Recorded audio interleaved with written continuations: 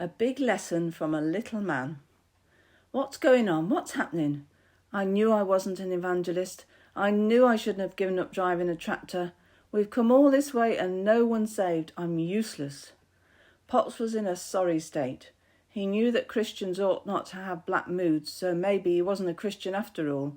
Maybe he was just fooling himself.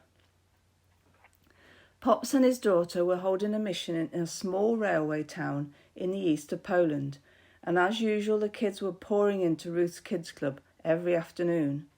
Right from the beginning God had blessed the children's work, and Pops still hears of people whom God had blessed in Ruth's Kids Clubs, now going on to be leaders in different churches all over Europe and beyond.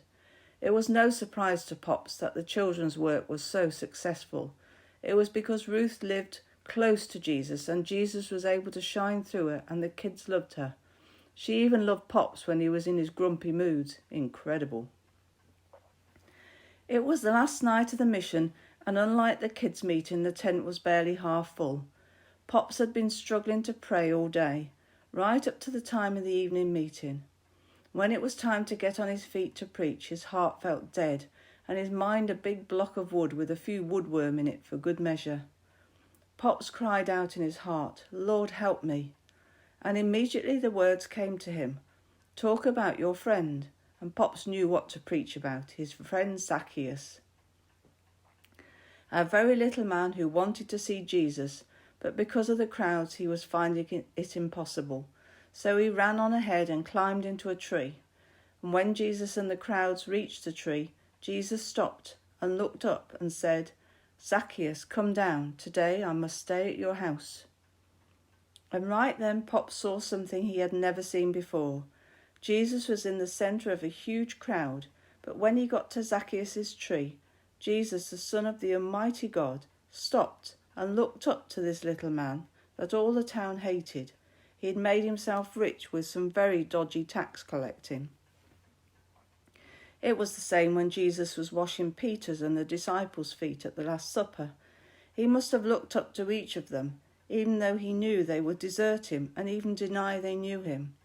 And again with the woman who had been dragged into the temple when Jesus was teaching and accused of adultery, Jesus stooped down to write something on the floor.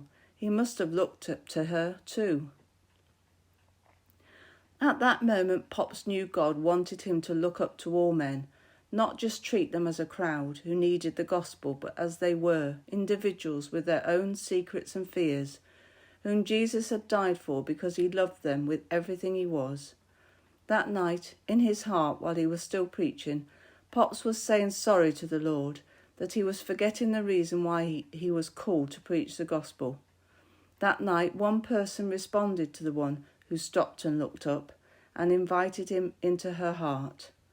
Sometime later, Ruth lived in Poland for a year, establishing a kids' club, and that very same girl who courageously responded on her own became Ruth's chief helper, and when Ruth finally left, she took on the responsibility of the work with the wonderful Brazilian missionary couple from Brazil. And Pops had learnt a little more about Jesus' mighty love.